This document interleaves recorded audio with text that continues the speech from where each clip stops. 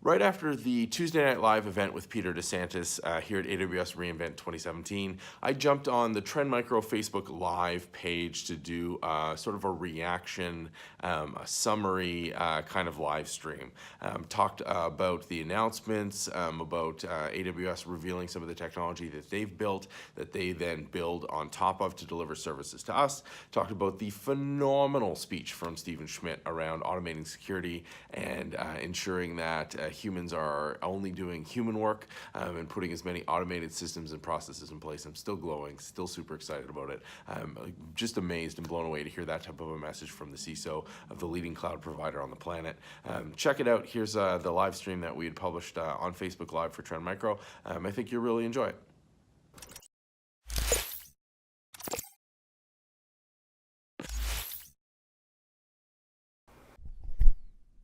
All right, we're live. At least I think we're live, because I had a mistake the other day when I was doing this. I'm going to double check on my screen, and I apologize for looking down and not looking at the camera.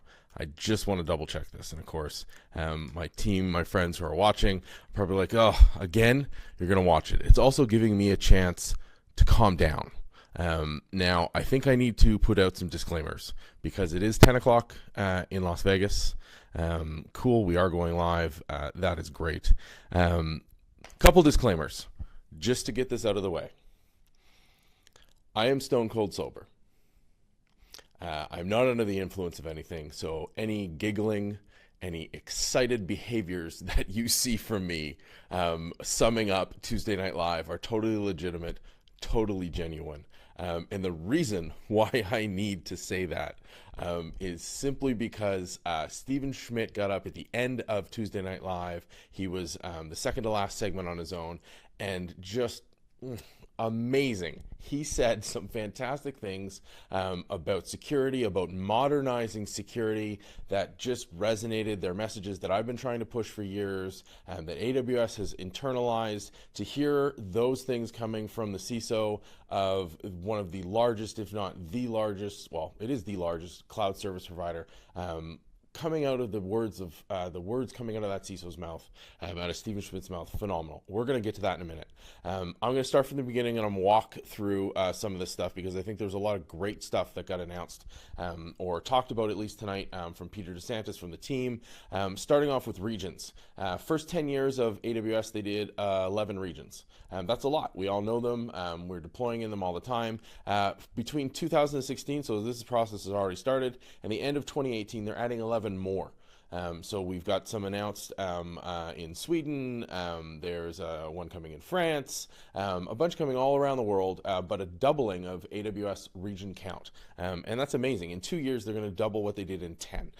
Really, really fantastic, and that everybody benefits from that. It gives you more options for multi-regional deployments, that gives you more options for highly available applications, reduce your latency, and of course you couple that with the ridiculous amount of edge locations. They surpassed 100 a couple weeks ago. We're really seeing an insane amount of performance, all leveraged off of the Amazon global network, that global backbone that they own and operate, and we all get to build on whether we are aware of it or not. After Peter came out and gave us sort of that anatomy of an AWS region, which echoed a lot of the stuff that James Hamilton talked about last year, Dr. Matt Wood came out, and he has been focusing on ML and on deep learning, and he's really driving that agenda and driving that messaging at AWS, and there's a lot of great work continuing. One of the biggest things was he called it the leap in performance we've seen, specifically with like the P3 instances, so a huge amount of there, but a real key takeaway for me was AWS contributing back to a lot of these key projects like TensorFlow, like Gluon, which they did in a partnership with Microsoft, and we're seeing that from other cloud service providers as well, where they're optimizing things for the scale and challenges that they see, but then pushing that back into the community. And I think that's always been a part of AWS's approach, but that really started to pick up steam when Adrian Cockcroft came on board. So he's the VP, I believe, directly of open source, but I know that falls under him. And Adrian's done a great job of pushing that ethos of, hey, this benefits everybody. And when it comes to machine learning, deep learning, it's a very small community of experts driving those frameworks. And it's nice to see them all getting along, even though they may work for different companies that appear to be direct competitors. But there's a lot of cooperation there, which is excellent because that's going to drive the state of the art forward. And we saw that throughout the presentation. But a couple numbers just blew me away. The things like the amount of one instance doing almost a petaflop of processing, absolutely bananas. Putting on the new NVIDIA cores, great. So insane amount. The P316XL has almost 41,000 CUDA cores. That's insane. Absolutely insane, and that's available. Build by the minute is wonderful, right? So we're really in a new layer or a new era of machine learning and of deep learning. And I apologize if I keep looking down from the camera. I'm just double checking my notes. There was so much stuff jammed into this keynote. It was absolutely crazy. Matt Kita called out some of the projects they support. I really like AWS's approach around machine learning and deep learning, where they're not saying thou must use this framework. They're supporting all of them, and they're making AMIs or AMIs depending on the region you're with. Matt, with his English accent, puts it almost at unpronounceable as far as armies, but the AMIs are available for all these great frameworks, which are fantastic because it's not forcing you down a particular path. Obviously, MXNet really pushes the edge on a lot of that stuff. It's a really great place. If you're just getting started with machine learning, start with MXNet. It's a really approachable project. Julien Simon has a bunch of posts up on Medium. He's an AWS evangelist. He's got a huge amount of basic 101 and sort of walkthroughs around MXNet published on Medium, a great series. You should check that out. I'll tweet out a link after this. And of course, the new Gluon framework that they built with Microsoft, or are contributing to with Microsoft, really great for dynamic networks, for an API around machine learning. Fantastic library that you should definitely check out if you're in that space as well. So tons of stuff there. And then Peter came back on and he started talking about EC2 instances. And when he was talking about this, I kind of was like, where are you going with this? You know, there's been some interesting work around the hypervisor that leaked out a little bit early. There was some talk about it from that team earlier in the week. But it seemed like sort of an odd detour. And the Tuesday Night Live is normally very, very technical, which is a great thing. But you know, I kind of was questioning where he's heading with that.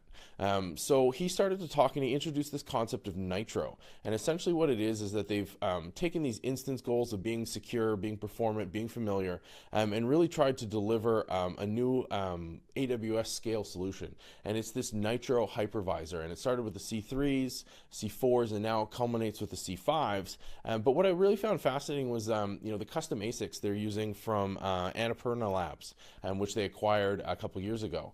So building custom ASICs to design these experiences, which has not only enabled new EC2 instance sizes, but actually, interestingly enough, enables that VMware on AWS solution. So they're able to push in the VMware hypervisor instead of the Nitro hypervisor for certain subset, which is the VMware on AWS service. So it's again, it really continues that story of making it easier to migrate out of existing on-premise environments into the AWS cloud, but a lot of really cool technology in there. And from there, things kind of went a little weird. You know, actually, I should mention that I just noticed that note that I missed, and it does fall into the weird category. Was a new service launching AWS bare metal instances, and when I first heard about this, I kind of went, "What?" It didn't seem to make any sense. It kind of ran counter to everything cloud, to everything AWS, so offering these instance types, which just, why are you offering me bare metal? And I dug under the covers a little bit. I asked a couple questions, and lo and behold, it's really almost a sideline to the technology they built for Nitro. So Nitro was very much around scalability, performance, flexibility. You know, they needed to build that base to go to the next level that we've yet to see from EC2. Right? EC2 is already a leader. They're going to push it even further in the years to come. They needed that strong base, eliminate some of the technical restrictions. It had the benefit of allowing the creation of VMware on AWS as well. But it has a side benefit where they can offer bare metal instances, or the equivalent of bare metal instances, to certain customers in certain scenarios in order to get those last hard edge cases for migration. So we saw that last year with the Tuesday Night Live where James Hamilton announced the mainframe service. Bare metal instances is the next logical step in there where for these applications that you can't port or you can't virtualize or you can't move into an instance state, you can do bare metal instances and get all the advantages of the AWS Cloud. That scalability, important from the security aspect, the assignment of IAM roles and privileges, that's really key. So again, this is another service that's aimed at migration. It's not necessarily the way to go long term, but until those apps age out, it's a good way to get those last few things from the rack of shame in the corner that everyone knows that it's there. Nobody knows what it does. The lights are on, it's beeping, but you can't unplug it. You can now move it into the AWS Cloud with the bare metal instances. So that was great. And then the gentleman from Autodesk came out, and that's when things got super weird. But in a good way. He kind of brought it around, and he was talking about what all this computing power and the accessibility of this computing power really enabled. And that's what he was terming generation design, like generational design. So instead of doing iterative design work, which is what we're traditionally used to, he kept using the term scale up, but it's really scale out, and it's doing concurrent evaluation of simulations. So it doesn't seem super revolutionary until you realize that now you have the power to do that automatically in AWS for very, very little cost. And it's a really interesting way of starting to work. And besides in the creation of stuff and things, which we saw with Autodesk, if you look at some of the work that's been done in the genomic space, so fellow AWS community hero Lynn Langett, who unfortunately couldn't be at reInvent this year because she's keynoting 3 genomics conferences down in Australia right now, has really been a leader in that sort of push, helping the community of scientists realize that instead of sitting and waiting for results for a day or two, you can actually run these tasks concurrently. They're really easy to parallelize, not paralyze like I can't move, but like parallelize, and have them running in a scale out scenario, so that you can have them execute quicker overall, because you're running them all concurrently. And that's really what Autodesk was getting at here, was that generational design really enables that type of thing. So then Peter came back out and he started talking about all of these load balancers and the challenges around it and the black boxes. And again, one of those areas where you kind of go, okay, I get it. There's something coming. This is interesting. This is a real problem, blah, blah, blah. But then it got really amazing, and he offered something that I really enjoyed last year with James Hamilton, and it was nice to see Peter kind of continuing that tradition, where he lifted up the covers and showed us what Amazon and what AWS has built around the S3, right? So they built the Amazon S3 load balancer. And at first I was like, oh, they have a bunch of these. Well, they have a few, but the scale was just absolutely insane. So he was quoting 37 terabits per second was one of these load balancing systems for part of the activity of a single region. So 37 terabits a second is a fraction of one region's AWS traffic constantly. That's insane. That is truly AWS scale. Very few companies on the planet deal with that level of scale. So obviously they took a new approach to it.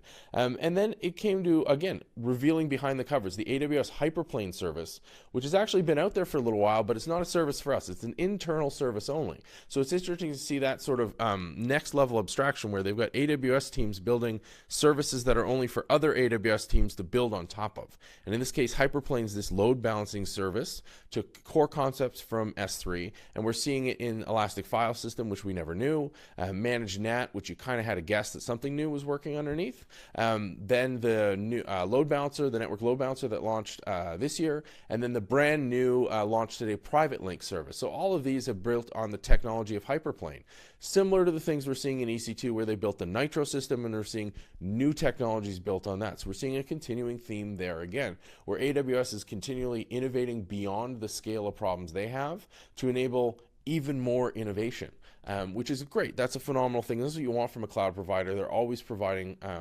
top-notch stuff. Now, I've run through that fast enough, I think, even though we're a few minutes into this stream. Let me reposition here. Let me get my serious face on.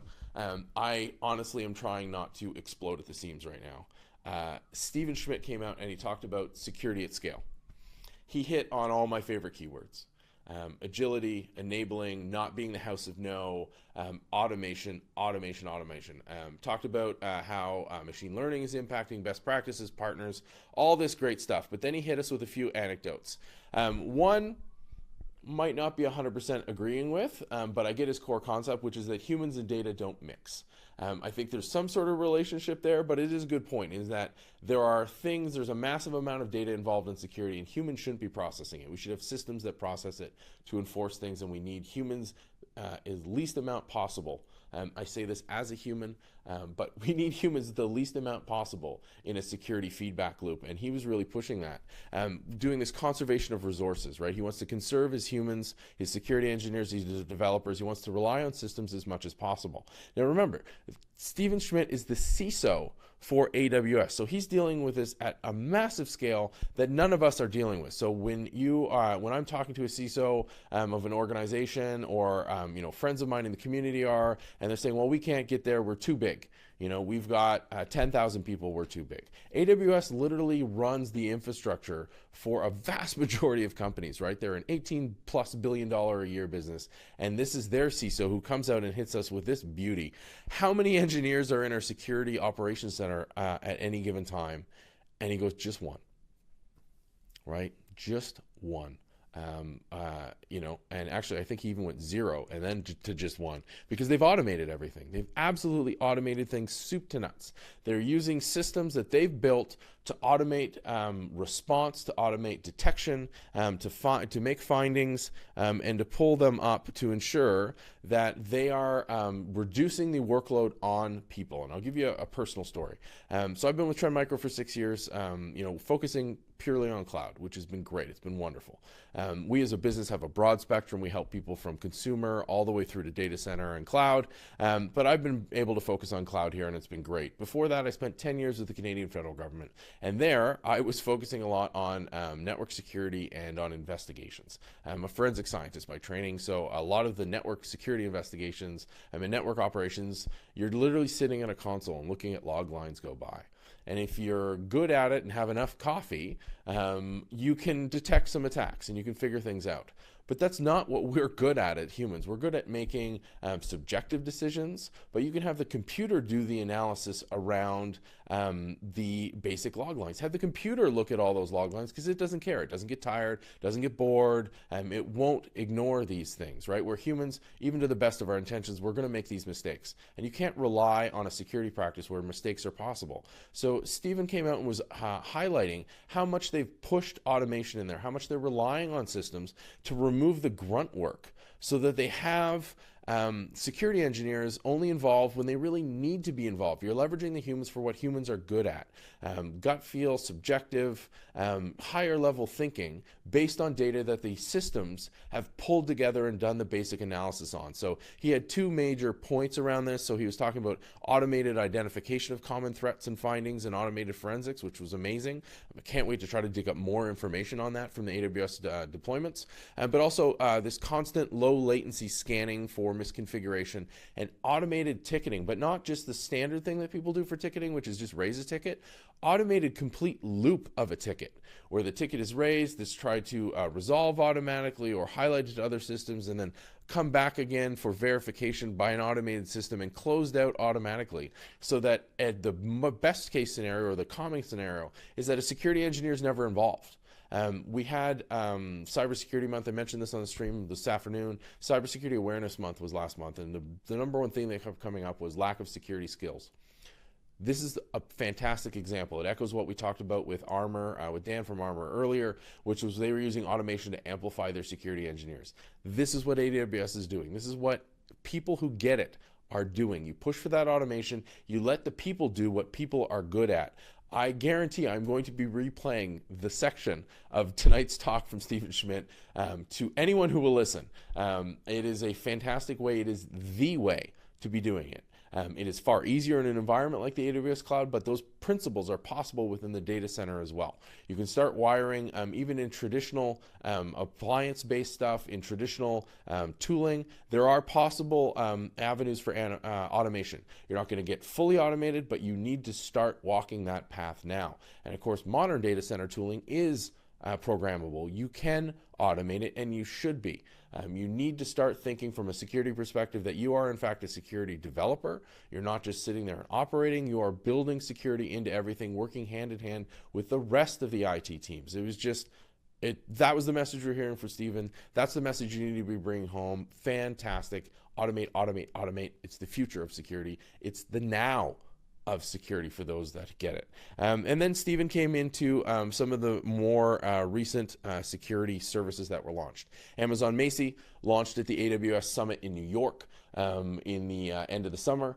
Trend Micro was a launch partner, supporting launch partner for Amazon Macy. Wrote up a blog that's on the Trend Micro site. I'll put that in the comments here on Facebook afterwards. Great service. Essentially, you turn it on, point it at an S3 bucket, and it starts to do the analysis of the content of that bucket to try to automatically assign risk. So it's doing data loss prevention at a whole new level that we've never seen before. So it's using machine learning to analyze that data, to look for common misconfigurations, but then to look for risk factors around, hey, this file, this key in this bucket has what looks like credit card numbers, or it looks like personally identifiable information, or personal health information. This has a higher risk factor. Here are the configurations around that bucket or that key. You may be at risk, and it raises those findings. But the beauty is you literally just turn it on, and it starts generating customized intelligence for you. Fantastic service, relatively low cost for the value it provides. You should definitely check that out. Again, I'll put the link to the blog I wrote for supporting the launch down below. And then Stephen announced the second newest service, or the absolute newest service, that's just launching today. It's generally available today. You're going to see a lot more from Amazon, from AWS themselves, as well as from supporting launch partners like Trend Micro. Amazon Guard Duty. So this is, again, an internal tool that's been manifested, or an internal principle that's manifesting as a tool for the customers, for AWS customers. At its heart, one-click install. Again, fantastic. You cannot beat that. One-click install, no agent, no appliance. It's using two primary data sources. It's using the VPC flow logs within your account, and it's using your CloudTrail data. And it's using, on taking that data, it's ingesting it, it's doing some analytics, it's pumping it through machine learning, and it's looking for indicators of compromise, indicators of risk, and then generating what Guard Duty calls a finding. So this finding could be categorized. There's possible cryptocurrency activity. You're seeing an instance that is communicating with a known Bitcoin or known cryptocurrency address. May not be bad, but this is where the humans come into the loop. You've got an automated system that generates this finding. Now a human can use their evaluation and say, yeah, I'm okay with that. That's literally my cryptocurrency service. It should be communicating there. Or, hey, that's my web server. Why is it mining Bitcoin? That doesn't seem to make any sense. I've been compromised, especially with the rash of cryptocurrency attacks. You can see that on the Trend Micro Security Intelligence blog over the last 6 to 9 months. There's been a huge increase in cryptocurrency mining because criminals are literally making money directly from compromising machines. So huge thing there. Guard Duty has a bunch of other findings around IAM permissions or compromise, so account compromise. They've got some findings around potential backdoor Trojan and remote access Trojans. So you see that. You see potential command and control activity. And all of this is gathered from that VPC flow log data, and it's gathered from your CloudTrail data, churned through the Guard Duty machine, right, which is customized, secure machine learning based on this data to look for these indicators of compromise and then to push out a finding. And that's where humans need to take action. Or do they? The integration that we've built with Deep Security, because Deep Security is a modern cloud-native tool. It's programmable. It accepts data in and puts data out in usable formats. We're launching an integration here. It's an Amazon or an AWS Lambda function that will consume the CloudWatch events that Amazon Guard Duty generates. So Guard Duty will generate a finding. That finding comes out via a CloudWatch event. Our integration is an AWS Lambda function. That Lambda function will then evaluate the finding and take an automated preventative measure within Deep Security. So if Guard Duty, let's say Amazon Guard Duty finds an instance and raises a finding, say it's saying it's potentially mining cryptocurrency. Once that goes through that chain, so CloudWatch event fires, AWS Lambda is triggered based on that event. It will then find that instance in Deep Security, evaluate whether it's being protected or not. So is the Deep Security agent installed? Is it activated? Yes. Okay. Let's run, in that case, for cryptocurrency, we'll run something like an integrity monitoring scan to ensure that nothing has been changed. We'll ensure that intrusion prevention is on, and so on and so on. So it makes a set of evaluated actions within Deep Security based on the intelligence generated from Amazon Guard Duty. So Amazon Guard Duty generates that finding that says, here's a potential issue. The integration will then line that up with a set of recommended actions, and then Deep Security will automatically try to remediate that for you and try to improve your security. And in fact, we've taken it even a step further and had it so that it will try to enable those features if you so choose, and of course send some nice messages to your Slack channel to let you know that this has happened, all while you're hopefully still sleeping instead of being paged. So this integration perfectly echoes what Stephen Schmidt was saying on stage, was don't put humans in the loop if you don't have to. So this is taking some basic steps to reduce your risk in a completely automated workflow without a human being involved, and then giving you a notification after the fact. So if you want to review it, go ahead. But in the meantime, you've had this perfectly set automatic workflow, and you don't have to worry about it. So as Amazon Guard Duty has launched today, it is going to be generally available sometime this evening. You'll see a blog post on the Trend Micro AWS site, so trendmicro.com/AWS. We're going to post our details of our integration with Amazon Guard Duty there, and we'll make the integration itself available on our GitHub site, so github.com/deepsecurity. And you're going to see that available as soon as this process finishes. When they announce the service, there's a few things that have to happen in the back end to make sure that everybody is go live. So when you wake up tomorrow, because I'm sure you're all out partying as part of reInvent, when you wake up tomorrow, you should be able to read that blog and see that code, install it, and get that automated workflow where Amazon Guard Duty is going to make an automated finding, and then Trend Micro's Deep Security is going to remediate for you and continue to improve your protection. And that echoes that statement that I'm super happy about with Stephen Schmidt, coming in and seeing that full automation, really making sure that you're putting systems in place, automated systems in place to leverage the expertise of your security engineers. Just amazing message. I'm going to just keep repeating that. You'll probably see me tweet a whole bunch about it in the morning again. And after the announcement of Amazon Guard Duty, then we saw Jenny Brinkley came out, and Jenny was critical in building. She was a co-founder of Amazon Macy, bringing that to market and under the AWS umbrella. She came out and did a little panel discussion or a little fireside chat with Greg Peters from Netflix and Stephen Schmidt, and they talked about automating security, open source security, and again continuing those themes. So that was really, really interesting as well. And then Peter came out and summed up some talks that you should, and I sent that out on Twitter. The list of the talks, I'll post the image here on the Facebook as well so that you can see that. But again, fantastic. Great to see the internals of some of the key AWS things like the load balancers, like the regional structure, like EC2. See the advances pushed in machine learning, especially with the new computational availability. And then over the moon, just absolutely enamored with that talk from Stephen Schmidt.